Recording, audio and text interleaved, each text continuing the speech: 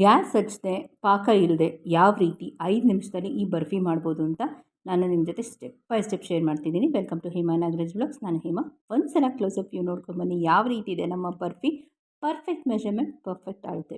Gas ಹಚ್ತೇನೆ ಒಂದೆಡೆ ಪಾಕದ ಜಂಜಾಟನೇ ಇಲ್ಲ. ಅಯ್ಯೋ ಒಂದೆಳೆ ಬರಲಿಲ್ಲ, ಎರಡೆಳೆ ಬರಲಿಲ್ಲ, ಒಡೆದೋಯ್ತು ಪಾಕ ಅನ್ನೋರಿಗೆ ಇವತ್ತು ಇನ್ಸ್ಟೆಂಟಾಗಿ ಮಾಡೋ ಚಾಕ್ಲೇಟ್ ಬರ್ಫಿ ಹೇಳ್ಕೊಡ್ತಾ ಇದ್ದೀನಿ. ಅದು ಗ್ಯಾಸ್ ಹಚ್ತೇನೆ. ಹೇಗೆ ಹೇಮಾ ಗ್ಯಾಸ್ ಹಚ್ತೇನೆ ಅಂದರೆ ಬನ್ನಿ ಇವತ್ತಿನ ವೀಡಿಯೋನ ನಾನು ನಿಮ್ಮ ಜೊತೆ ಶೇರ್ ಮಾಡ್ತಾ ಇದ್ದೀನಿ. ತುಂಬ ಹೆಲ್ದಿ ಮತ್ತು ಟೇಸ್ಟಿಯಾಗಿರುತ್ತೆ, ಯಮ್ಮಿಯಾಗಿರುತ್ತೆ, ಎಕ್ಸಲೆಂಟ್ ಆಗಿರೋ ರುಚಿ. ಓಕೆನಾ. ಇದಕ್ಕೆ ನಾನು ಒಂದು 1/4 ಕಪ್ಪಷ್ಟು ಬಾದಾಮಿ ತೊಗೊಂಡಿದ್ದೀನಿ. ನೀವು ಇದೇ ಜಾಗದಲ್ಲಿ ಗೋಡಂಬಿ ಬೇಕಾದ್ರೂ ತೊಗೊಳ್ಬೋದು. ಒಂದು 2 ಚಮಚದಷ್ಟು ಸಕ್ಕರೆ ಆ್ಯಡ್ ಮಾಡ್ತಾ ಇದ್ದೀನಿ. ಅದಕ್ಕೆ 10 ರೂಪಾಯಿದು ಗುಡ್ಡೆ ಬರುತ್ತಲ್ಲ ಅದನ್ನು ಹಾಕ್ಕೊಳ್ತಾ ಇದ್ದೀನಿ.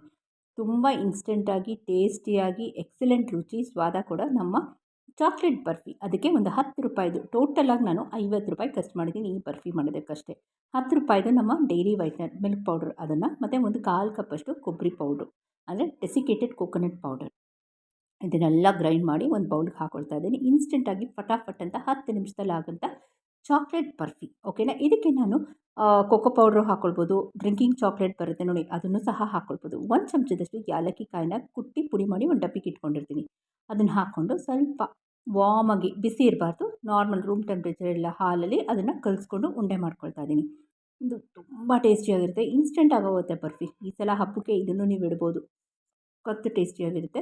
ಸೊ ಪಾಕ ತೆಗಿಯೋಂಗಿಲ್ಲ, ಸಕ್ಕರೆದು ಒಂದೆಳೆ ಬಂತೋ ಎರಡೆಳೆ ಬಂತೋ ಕಿತ್ತೋಯ್ತೋ ಪಾಕ ಹದ ಬರಲಿಲ್ಲ ಅನ್ನೋರಿಗೆಲ್ಲ ಇದು ಈಸಿಯಾಗಿರೋ ಬರ್ಫಿ. ನಾವು ಇದೆಲ್ಲ ತೊಗೊಳ್ತೀವಲ್ಲ, ಡೇಟ್ಸು ಖರ್ಜೂರ ಎಲ್ಲ ತೊಗೊಂಡಾಗ ನಮಗೆ ಬಾಕ್ಸ್ ಕೊಡ್ತಾರೆ ನೋಡಿ, ಸ್ವೀಟ್ ಬಾಕ್ಸು ಎಲ್ಲ ತೊಗೊಂಡಾಗ ಆ ಬಾಕ್ಸ್ನ ಹಾಗೆ ಇಟ್ಕೊಂಡು ನೋಡಿ ಇದು ಅದ್ರಲ್ಲಿ ಸೆಟ್ ಮಾಡ್ಕೊಳ್ತಾ ಇದ್ದೀನಿ. ತುಂಬ ಟೇಸ್ಟಿಯಾಗಿರುತ್ತೆ, ಒಂದು ಸಲ ಟ್ರೈ ಮಾಡಿ. ಹೊಸಬ್ರು ಯಾರಾದರೂ ಫಸ್ಟ್ ಟೈಮ್ ನನ್ನ ಚಾನಲ್ನ ವಿಸಿಟ್ ಮಾಡಿದರೆ ದಯವಿಟ್ಟು ಆಲ್ ಅಂತ ಸಬ್ಸ್ಕ್ರಿಪ್ಷನ್ ಕೊಡಿ ಅಂತ ಹೇಳ್ತಾ, ಈ ಥರ ಅದನ್ನು ಚೆನ್ನಾಗಿ ಪ್ರೆಸ್ ಮಾಡ್ಕೊಳ್ಳೋಣ. ಇಲ್ಲಿ ನಾನು ಎಣ್ಣೆ ಬೆಣ್ಣೆ ತುಪ್ಪ ಏನೂ ಉಪಯೋಗಿಸಿಲ್ಲ. ನಮ್ಮ ಬರ್ಫಿಗೆ ಯಾವುದೂ ಬೇಡ, ಇನ್ಫ್ಯಾಕ್ಟ್ ಸಕ್ಕರೆ ಸಹ ಬೇಡ, ಯಾಕಂದರೆ ಬಿಸ್ಕೆಟ್ ಇಲ್ಲದೆ ಸ್ವೀಟೇ ಸಾಕಿದೆ ನಮಗೆ. ಸೊ ಎಕ್ಸ್ಟ್ರಾ ಬೇಕು ಅಂದರೆ ಹಾಕಿದ್ದೀನಿ. ಓಕೆನಾ.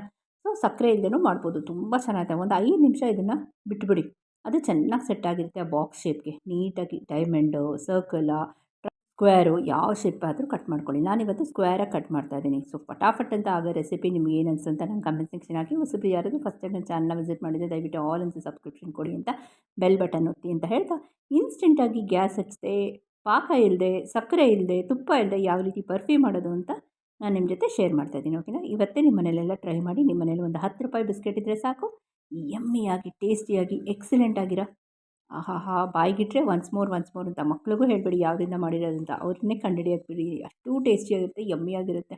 ಸೊ ಇವತ್ತೇ ನಿಮ್ಮ ಮನೇಲೆಲ್ಲ ಟ್ರೈ ಮಾಡಿ ನಿಮ್ಮ ಫೀಡ್ಬ್ಯಾಕ್ ಕೊಡಿ. ನಿಮ್ಗೆ ಏನು ಅನಿಸುತ್ತೆ ನಂಗೆ ಕಮೆಂಟ್ ಸೆಕ್ಷನ್ ಹಾಕಿ. ಒಂದು ಸಲ ಕ್ಲೋಸಪ್ ವ್ಯೂ ನೋಡ್ಕೊಂಬಂದ್ಬಿಡಿ. ಪರ್ಫೆಕ್ಟ್ ಆದ ಪರ್ಫೆಕ್ಟ್ ಮೆಜರ್ಮೆಂಟ್, ಒಂಚೂರು ಕಿತ್ತೋಗಲ್ಲ.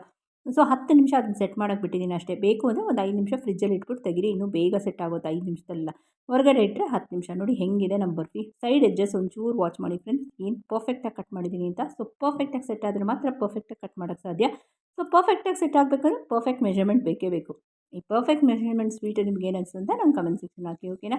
ನಿಮ್ಮ ಮನೇಲಿ ಇವತ್ತೇ ಟ್ರೈ ಮಾಡಿ, ಈಗಲೇ ಟ್ರೈ ಮಾಡಿ ನಿಮ್ಮ ಫೀಡ್ಬ್ಯಾಕ್ ಕೊಡಿ. ನಿಮ್ಮ ಕಮೆಂಟ್ಸ್ಗೋಸ್ಕರ ಕಾಯ್ತಾ ಇರೋದು ಈ ಹೇಮಾ. ಹೋಗಿ ಬರಲ್ಲ. ಎಲ್ಲರಿಗೂ ನಮಸ್ತೆ.